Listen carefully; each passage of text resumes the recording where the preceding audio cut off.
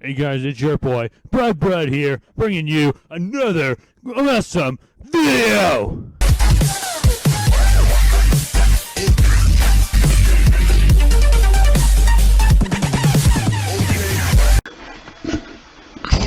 Hey guys, it's your boy Brad here, bringing another awesome GOAT format video. This time I'm bringing you the classic deck, the GOAT Control deck. The deck that the format is actually named after, for those of you who don't know.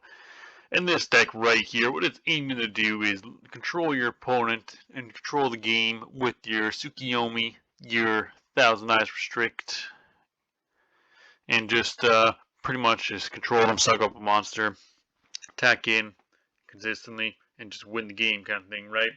And yeah, so this deck is classic. This is a deck that a lot of people played back in the day of Go format, back when it was played. So that's why, again, they named it after this deck. It was the most popular deck back then. I believe it won the biggest tournament back in those days.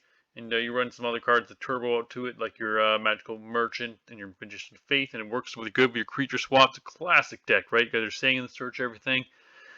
Obviously, you got your power spells and all that other nonsense you got in there. It's a pretty cool deck. Some people like.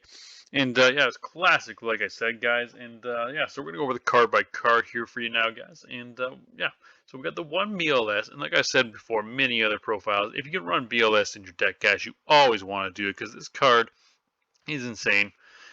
BLS, one of the best cards ever printed, and because you're running so many lights and darks, it's worth running. Everything in here is either a light and a dark, except for like these two, I think, the only ones that aren't. For example, even Thousand Eyes is a dark, right? So yeah, crazy card. You might as well run it if you can. You got your one breaker, of course. You can see a lot of one-ups in this deck here, a lot of staples in this deck. Kind of how it worked out, this deck. You know, it's classic. Just how those classic decks are. They benefit from having those classic cards that are overpowered and one-ups, and just, yeah. Then we got the one DD Warrior, like I said, more classic one-up broken cards. Your Dekoichi, the search deck, a little bit faster, dark as well. The Kaiku is the best beater, because his effect is actually relevant, unlike the other dark beaters. Magical Merchant, because you have so many spells in this deck, right? That's why you run the Magical Merchant.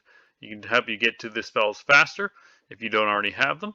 And yeah, most of the time you're not going to be sending monsters to the grave off him because you have so many here. You have so many spells here, right? And the chances of throwing your BLS in there are pretty low, so it's pretty sweet.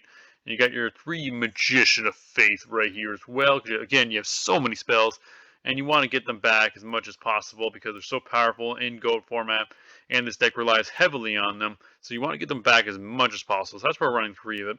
And then we got the one Sangan, of course, because it searches out almost all the in deck. Only a couple cards doesn't search out, right? The one Sinister Serpent, obviously, because card's broken. The Spirit Reaper, because it's a good stalling card. If you can hit in with it, great as well. Awesome card.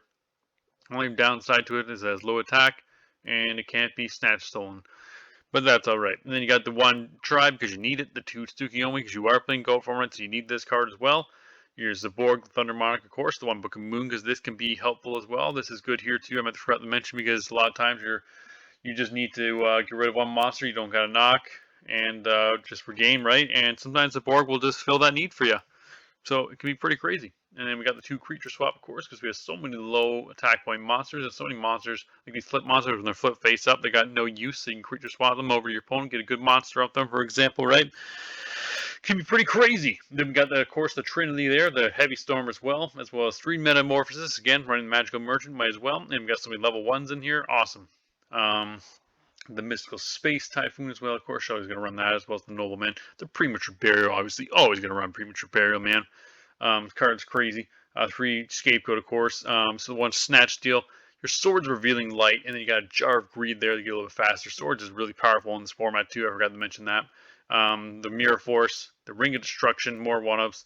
Secret Burial, just to get a little bit of extra damage that you can't always get.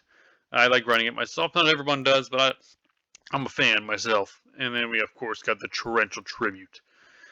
And then for the side, we got the Amazon's Archer, helps you with a burn. We got the Exiled Force there, just because it could be a good card.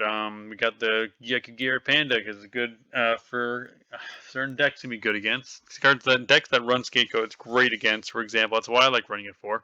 The Krivo, just for OTK decks. Mobius, because, back row decks. Mystic Swordsman level 2.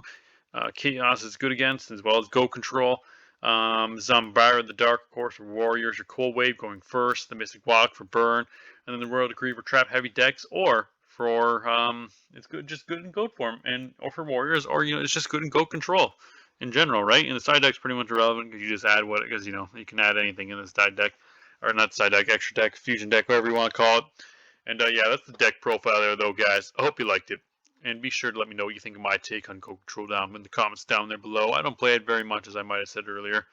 I'm not a big fan of playing it myself. I don't play too many meta decks. I like to play nonsense when I do play Goat format. And yeah, so if you guys like the deck profile, let me know it down in the comments below.